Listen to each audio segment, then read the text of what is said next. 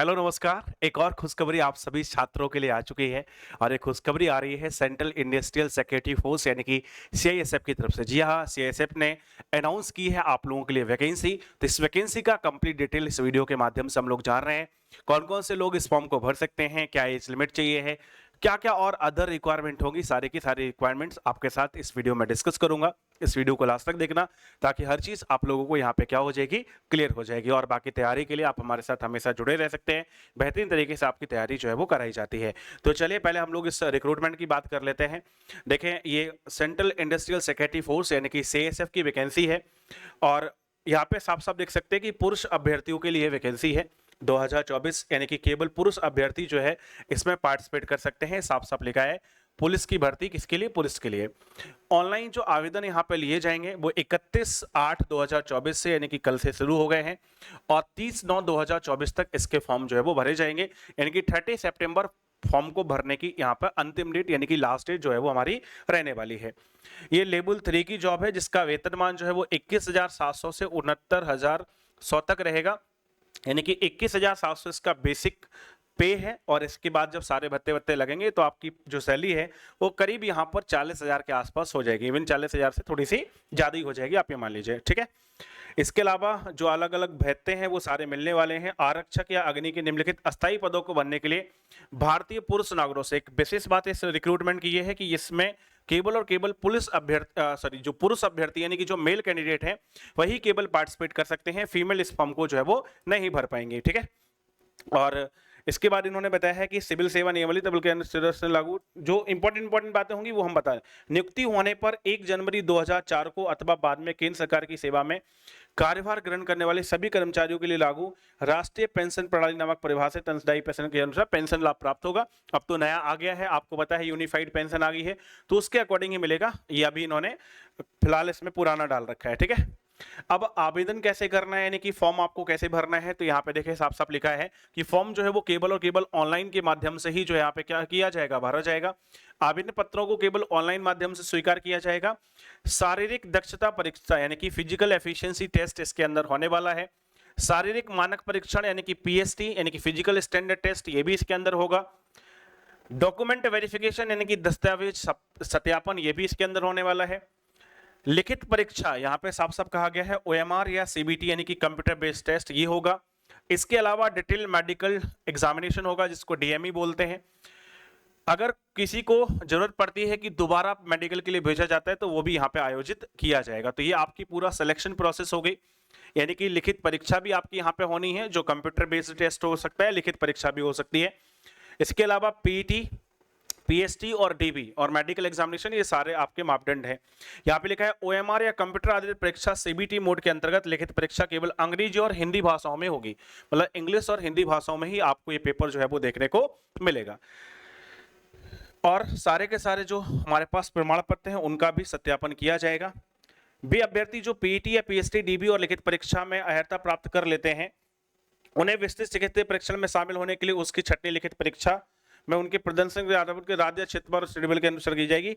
DME के लिए चयनित किए गए अभ्यर्थियों की संख्या अनुसूचित जातियों की संख्या लगभग 2 गुना होगी, ये बताया गया। आप देखो यहाँ पे समझो, साफ साफ कहा गया है कि वे अभ्यर्थी जो पीटी, पीएसटी या डीबी और लिखित परीक्षा में अर्हता प्राप्त कर लेते हैं, मतलब ये सारे जब आपके क्वालिफाइड हो जाएंगे उसी के बाद मेडिकल के लिए बुलाया जाएगा और मेडिकल के लिए 2 गुने अभ्यर्थियों को बुलाया जाएगा। यानी कि जो रिक्तियां हैं, जो वैकेंसी है उसके 2 गुने लोगों को यहाँ पर बुलाया जाएगा, ठीक है।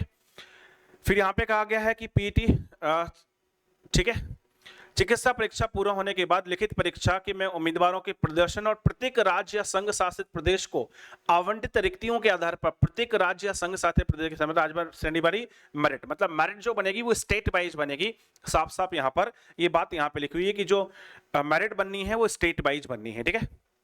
और इसके अलावा आगे बात करें तो कहाँ से आप फॉर्म को भर सकते हैं, कहां से आप सारी चीजें कर सकते हैं उसके बारे में डिटेल देखिए। यहाँ पे लिखा है कि परीक्षा के सभी चरणों के लिए प्रवेश पत्र केवल ऑनलाइन माध्यम से सीआईएसएफ की जो वेबसाइट है, ये वाली वेबसाइट है ना, https://CISF recruitment.CISF.government.in पर जारी किए जाएंगे। डाक द्वारा कोई भी प्रवेश पत्र नहीं भेजा जाएगा। अभ्यर्थियों को परीक्षा प्रक्रिया पर अपडेट के लिए और परीक्षा के प्रत्येक चरण के लिए ई प्रवेश पत्र डाउनलोड करने के लिए नियमित रूप से वेबसाइट को विजिट करना होगा। ये यहाँ पर हमको साफ साफ बताया गया है, ठीक है।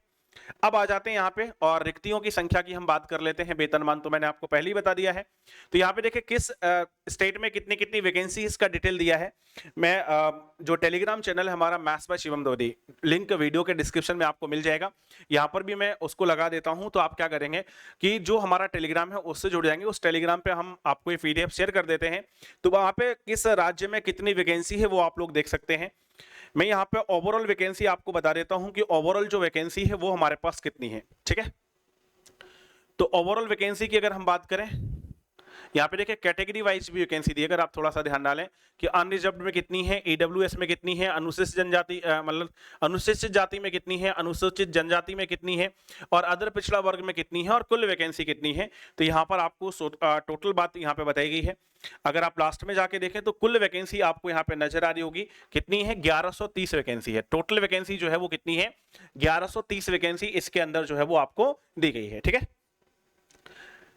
अब रिक्तियां देखें संभावित हैं, यानी कि प्रक्रिया के जो आपका रिक्रूटमेंट प्रोसेस है उसके द्वारा आप देखेंगे तो ये रिक्तियां बढ़ भी सकती हैं। और जनरली अगर आप देखेंगे ट्रेंड देखेंगे अभी तो जितना भी एग्जामिनेशन अभी हुए हैं जनरली उसमें पहले वो बहुत कम वैकेंसी रखते हैं, बाद में वैकेंसी बढ़ जाती है। जैसे एसएससी जीडी की पहले 25,000 वैकेंसी आई थी, फिर उसको बढ़ा के 40,000 प्लस कर दिया गया है।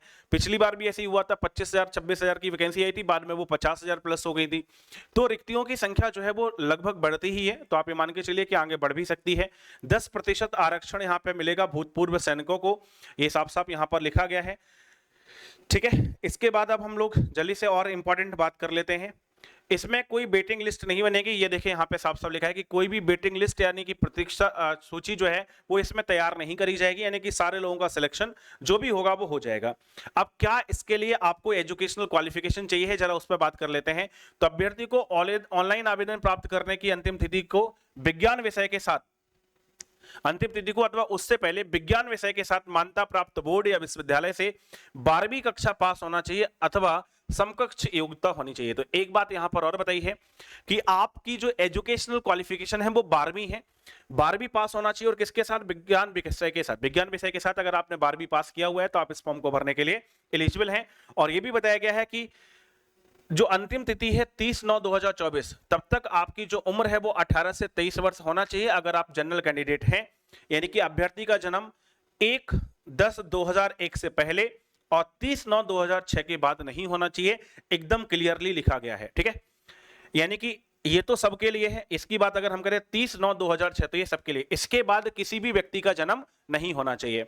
और 1/10/2001 से पहले जनरल कैटेगरी वाले किसी भी व्यक्ति का जन्म नहीं होना चाहिए। लेकिन हाँ, अगर आप अदर कैटेगरी से हैं तो देखो यहाँ पे सारी चीजें बताई गई हैं। जैसे अगर कोई व्यक्ति अनुसूचित जनजाति या मतलब SC ST से है तो उसको 5 वर्ष का रिलैक्सेशन मिलेगा। तो 2001 से 5 वर्ष आप बैक चले जाइए, यानी कि 1996 तक आपका चल सकता है। तो 1/10/1996 हो जाएगी इनके लिए, इससे पहले जन्म नहीं होना चाहिए। ओबीसी कैटेगरी को 3 वर्ष की छूट मिलती है, तो 2001 से अगर आप 3 वर्ष बैक जाएंगे तो 1998 आएगा, यानी कि 1/10/1998 से पहले जन्म नहीं होना चाहिए अगर आप ओबीसी कैटेगरी में हैं। ऐसे ही भूतपूर्व सैनिकों को 3 वर्ष का रिलैक्सेशन है। और 1984 के दंगे हैं या गुजरात 2002 के सांप्रदायिक दंगों में मारे गए मृतकों के बच्चे अगर हैं तो देखिए यहाँ पे ईडब्ल्यूएस और अनारक्षित में 5 वर्ष की छूट है, अन्य पिछड़ा वर्ग में 8 वर्ष की छूट है, और अनुसूचित जनजाति और जाति में जो है वो 10 वर्ष की छूट यहाँ पे दी गई है। अब यहाँ पे एक चीज और लिखा है कि अभ्यर्थी को यह नोट करना चाहिए कि मैट्रिकुलेशन या सेकेंडरी स्कूल परीक्षा प्रमाण पत्र में दर्ज की गई जन्म तिथि और नाम को ही आयु और नाम निर्धारित करने के लिए स्वीकार किया जाएगा। यानी कि जो आपका 10th का डेटा है वही आपकी आयु का डेटा माना जाएगा और वही आपका एग्जैक्ट नेम जो है वो माना जाएगा, यहाँ पर लिखा है। ठीक है, अब आगे बात कर लेते हैं। बाकी तो सारी चीजें हैं, इसको आप पढ़ लीजिएगा। जो इंपॉर्टेंट बातें हैं वो मैं क्विकली बता देता हूं। ठीक है,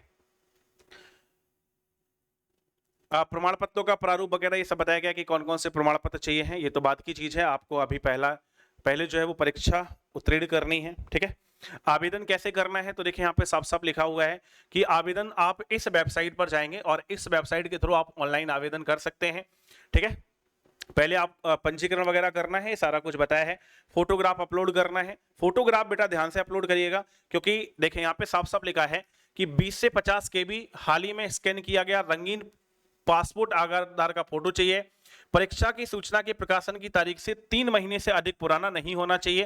मतलब आज जैसे आपका नोटिफिकेशन कल आया था, तो आपका 30 से ज्यादा मतलब 3 महीने से ज्यादा पुराना नहीं होना चाहिए, 90 दिन से ज्यादा पुराना नहीं होना चाहिए। और छवि की जो चौड़ाई है वो इतनी और ऊंचाई हमारे पास इतनी होना चाहिए। और देखो क्या क्या लिखा है, जिस तारीख को फोटो खींची गई है वह फोटो पर स्पष्ट रूप से छपी होना चाहिए। मतलब फोटो पर डेट चाहिए है, ये साफ साफ लिखा है। फोटो पर छपी तारीख के बिना आवेदन अस्वीकार कर दिए जाएंगे। अगर आपके पास जो आपने पासपोर्ट साइज फोटो खिंचवाई है, अगर उसमें फोटो खिंचवाने की डेट अंकित नहीं है तो आपका जो फॉर्म है वो रिजेक्ट कर दिया जाएगा और धुंधली तस्वीर वाले भी आवेदन को अस्वीकार कर दिया जाएगा। ये साफ साफ लिखा है।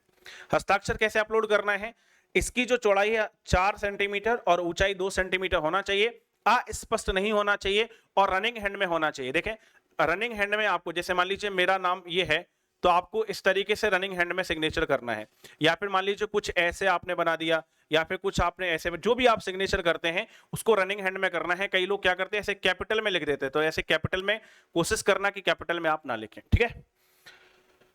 तो ये मेरी बात हो गई। और दस्तावेजों को अपलोड करना है तो यहाँ पे लिखा है, देखें अभ्यर्थी को अपनी आयु और शैक्षणिक अहता यानी कि मैट के संबंध में दस्तावेजों पीडीएफ प्रारूप में ये जो मांगेंगे उनको आपको अपलोड कर देना है। और अंतिम तिथि क्या है, अंतिम तिथि मेरे भाई 30/9/2024 है ना, अंतिम तिथि 30/9/2024 है।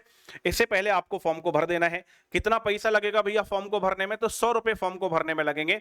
और अगर आप अनुसूचित जाति से हैं, अनुसूचित जनजाति से हैं या भूतपूर्व सैनिक हैं तो आपको पूरा जो है वो फ्री ऑफ कॉस्ट फॉर्म है, मतलब इसका कोई भी शुल्क नहीं लगेगा, ठीक है। ऑनलाइन शुल्क जमा करना है, ठीक है, ये तो हो जाएगा। अब देखिए यहाँ पे ये भी लिखा है कि अगर आप फॉर्म में कोई गलती कर देते हैं तो 10/10/2024 से 12/10/2024 के बीच 2 दिन के लिए आपके पास ये मौका होगा कि आप फॉर्म में अपने करेक्शन कर लें। अगर आप यहां पर भी करेक्शन नहीं कर पाते तो फिर दोबारा आपको करेक्शन करने का मौका इसके अंदर जो है वो नहीं दिया जाएगा। ये आपको क्या करना है, ध्यान रखना है, ठीक है। वे सभी अभ्यर्थी जो इस विज्ञापन के जवाब में अंतिम तिथि और समय तक आवेदन करते हैं जिनके स्वीकार कर लिए जाते हैं उनको ई प्रवेश पत्र जारी किया जाएगा और परीक्षा के अगले चरणों में भेजा जाएगा। ये साफ साफ लिखा है, ठीक है। और इसके बाद हम लोग बात करते हैं परीक्षा के सभी चरण की जानकारी भी आपको इसी वेबसाइट पे मिलेगी, ये वो पहले भी बता चुके हैं। देखिए यहाँ पे लिखा है कि ये बात विशेष तौर से ध्यान देना कि जो आपका ईमेल आईडी है, मोबाइल नंबर और मेल आईडी, ये आपकी खुद की होना चाहिए। ऐसा नहीं कि आप कैफे वाले की डलवा दो या किसी पापा चाचा मामा की डलवा दो, ऐसी होना चाहिए जिसपे आप रेगुलर अगर कोई अपडेट आती है तो आपको वो अपडेट मिल जाए, ठीक है। इसलिए अपना ही मेल आईडी और अपना ही मोबाइल नंबर आपको यहाँ पे क्या करना है, अंकित करना है, ठीक है। कोई भी दिक्कत समस्या आती है, नंबर दिया है, इस पे आप क्या कर सकते हैं, बात कर सकते हैं। अब भर्ती प्रक्रिया क्या है जरा इस पे जान लेते हैं। सभी अभ्यर्थी जो इस विज्ञापन के अनुरूप अंतिम तिथि और समय तक खुद को पंजीकृत करते हैं, जिनके आवेदन अंतिम रूप से स्वीकार कर लिए जाते हैं, उन्हें पीटी पीएसटी या डीबी में उपस्थित होने के लिए बुलाया जाएगा। मतलब सबसे पहले क्या होगा, सबसे पहले होगा मेरे भाई आपके यहाँ पे फिजिकल, ठीक है। सबसे पहले आपका फिजिकल होने वाला है, यानी कि फिजिकल एफिशिएंसी टेस्ट और फिजिकल स्टैंडर्ड टेस्ट। तो दौड़ भाग आपकी होगी यहाँ पे, वो सारा आपका सबसे पहले यहाँ पर होना है, ठीक है। उसके बाद जब आप पीटी और पीएसटी ये सारा जब आप क्या कर लोगे, पार कर लोगे, पीएसटी की कद में सीना वजन का माप शामिल होगा, ठीक है। पीएसटी के बाद आपकी पात्रता और दस्तावेजों की जांच करी जाएगी। और यहाँ पे देखो क्या क्या लिखा है उसको जरा हम समझ लेते हैं। यहाँ पर बताया जा रहा है कि अभ्यर्थी को 24 मिनट में 5 किलोमीटर की दौड़ पूरी करनी होगी, ठीक है। ये स्टैंडर्ड है तो दौड़ में कितना हो जाएगा, 5 किलोमीटर की दौड़ 24 मिनट में आपको पूरी करनी है। इसके अलावा पीएसटी में आपके पास क्या है, देखो इसको भी देख लीजिए। आपकी हाइट जो है वो 170 सेंटीमीटर होना चाहिए, सीना 80 मिनिमम होना चाहिए और फुलाव के बाद 85 मिनिमम होना चाहिए, ठीक है। इसके अलावा यहाँ पर यह भी बताया गया है कि अगर कोई गढ़वाल का है, कुमायूं का है, हिमाचल प्रदेश का है, गोरखा, डोगरा, मराठा, सिक्किम, लद्दाख, जम्मू कश्मीर की कश्मीर घाटी और पूर्वोत्तर राज्यों के पहाड़ी क्षेत्रों से संबंध वाला है तो उसकी हाइट 165 सेंटीमीटर चल जाएगी, सीना 78 और फुलाव के बाद 83 होना चाहिए। ये यहाँ पे साफ साफ लिखा गया है, ठीक है। और दार्जिलिंग के 3 उपभागों, ये इनके नाम बताए गए हैं, इनको भी आप लोग सारा का सारा डिटेल में थोड़ा सा देख लीजिएगा। तो इनके लिए हाइट 162.5 और सीना जो है वो 77 मिनिमम होना चाहिए और फुलाव के बाद 82 होना चाहिए, ये हमको बताया। मतलब सबसे पहले पीएसटी हो जाएगा, उसके बाद हमारे पास क्या होगा, ठीक है, ये सारे आपके, उसके बाद डॉक्यूमेंट वेरिफिकेशन होगा। फिर देखें लिखा है साफ साफ कि दस्तावेज सत्यापन, उसके बाद आपके पास आएगा डॉक्यूमेंट वेरिफिकेशन के बाद, ठीक है। डॉक्यूमेंट वेरिफिकेशन के बाद फिर आपकी होगी मेरे भाई कंप्यूटर आधारित या सीबीटी बेस्ड परीक्षा, यानी कि या तो आपकी लिखित परीक्षा होगी या फिर कंप्यूटर बेस्ड परीक्षा होगी, तो बाद में आनी है। पहले पीएसटी हो जाएगा, फिर आपका डॉक्यूमेंट वेरिफिकेशन हो जाएगा, उसके बाद लिखित परीक्षा आपकी ली जाएगी और इसके बाद होगा आपका क्या, इसके बाद आपका होगा मेडिकल। ठीक है, अब लिखित परीक्षा में क्या क्या आने वाला है, तो यहाँ पे देखिए सामान्य बुद्धिमत्ता और तर्क शक्ति यानी कि रीजनिंग के 25 क्वेश्चन आएंगे, 25 ही नंबर के होंगे। सामान्य ज्ञान और जागरूकता 25 क्वेश्चन 25 नंबर के होंगे। प्रारंभिक गणित 25 क्वेश्चन 25 नंबर के, और अंग्रेजी या हिंदी दोनों में से एक कोई भाषा 25 क्वेश्चन 25 नंबर के। 120 मिनट यानी कि 2 घंटे का समय आपको मिलेगा। ये 100 क्वेश्चन आपके आने वाले हैं, 100 क्वेश्चन के लिए आपको 2 घंटे का समय मिलने वाला है, यानी कि बढ़िया आपके लिए यहाँ पर चीजें जो है वो चलने वाली हैं। ठीक है, यहाँ पे कहा गया, ठीक है, ये सारी चीजें हो गई हैं। लिखित परीक्षा के प्रश्न 12वीं कक्षा विज्ञान विषय के स्तर के होंगे। यह बताया गया है कि 12वीं, चूंकि 12वीं क्वालिफिकेशन है तो उसके स्तर के प्रश्न आपसे यहाँ पे पूछे जाएंगे। और 2 या 2 से अधिक पालियों में परीक्षा आयोजित की जाएगी। ठीक है, कोई सभी अभ्यर्थियों की पहचान लिखित परीक्षा से पहले पीएटी पीसीडीबी के समय पंजीकृत बायोमेट्रिक प्रमाणिकताओं के साथ सत्यापित की जाएगी। ठीक है भाई, यानी कि जो फिजिकल एफिशिएंसी टेस्ट वगैरह आप देखें उसी के डेटा से आपका डेटा मैच किया जाएगा, तभी आप लिखित परीक्षा जो है वो यहाँ पे दे पाएंगे। ठीक है, और यहाँ पे लिखा है कि लिखित परीक्षा और जो आपके बाकी सारी चीजें हुए हैं उनके प्रदर्शन के आधार पर ही आपकी स्टेट वाइज मेरिट बनेगी और फिर आपको डिटेल मेडिकल चेकअप के लिए बुलाया जाएगा और उसके आधार पर ही आपका चयन होगा। तो 1130 वैकेंसी है, तो उसके जस्ट डबल लोग यहाँ पर फाइनली जो है वो चयनित किए जाएंगे, किसके लिए, मेडिकल के लिए। ठीक है, चलो चयन का तरीका मैंने आपको बता ही दिया है सारा कुछ, तो बस यही इंपॉर्टेंट बातें थी। मेरिट लिस्ट आपकी बननी है, टाई का भी नियम दिया है कि टाई अगर हो जाएगा तो कैसे आपको देखना है इसको, और जो आपको पढ़ना हो आपके काम की चीज उसको आप पढ़ लीजिएगा। ठीक है, उसको आप पढ़ लीजिएगा। मैं और देख लेता हूं कि क्या और कुछ काम का है। ठीक है, चलो ये तो हमको फॉर्म बताया गया कि फॉर्म हमारे पास कैसे आएगा, उसमें कौन कौन सी डिटेल भरनी है, तो इसको आप देख लेना। और क्या क्या पहले आपको डेटा तैयार करके रखना है वो भी आपको यहाँ पे बताया गया है। ठीक है, तो पूरा यहाँ पे देखिए फॉर्म आपको बताया गया कि फॉर्म आपको कैसे यहाँ पे जो है वो फिल करना है। ठीक है, अगर आपको कोई दिक्कत हो फॉर्म को फिल करने में तो मेरे को बता दीजिएगा, मैं अलग से एक वीडियो बना दूंगा और उस पर आपको बता दूंगा कि फॉर्म को आपको कैसे जो है वो फिल करना है। ठीक है, तो मेरे भाई ये आपकी सारी इंफॉर्मेशन है, बहुत बढ़िया वैकेंसी है और अच्छे से आपका पहले फिजिकल होना है उसके बाद रिटन होना है, तो आराम से आपको रिटन के लिए भी समय मिल जाएगा और फिजिकल तो आप लोगों का तैयार रहता ही है, तो इसको आराम से आप इस फॉर्म को भर सकते हैं। कोई भी अगर कंफ्यूजन हो या कोई भी जानकारी चाहिए हो तो इस वीडियो के कमेंट बॉक्स में कमेंट डाल दीजिएगा, वहां पर मैं आपको रिप्लाई कर दूंगा। जय हिंद, bye bye, take care, love you all.